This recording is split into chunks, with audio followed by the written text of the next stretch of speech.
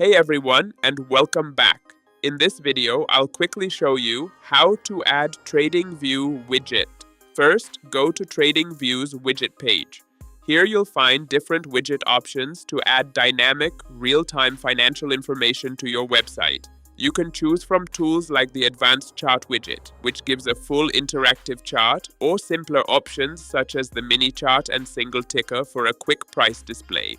Other useful widgets include the ticker tape for a scrolling price bar, watch list, market overview, economic calendar, heat map, and even a crypto map. Once you decide which widget fits your needs, head to the widget directory under TradingView's products section. Select the widget you want and begin customizing it. You can set the symbol to display relevant instruments, adjust the interval for timeframes, pick between light or dark themes, resize the widget, and choose whether to show toolbars or legends. After customizing, copy the auto-generated script snippet. Open your website's HTML file. Paste the snippet where you want the widget to appear, save the changes, and refresh your page to see it live. So, that's basically how you can add a TradingView widget. If you found this video helpful, don't forget to like, subscribe, and hit the notification bell so you never miss an update.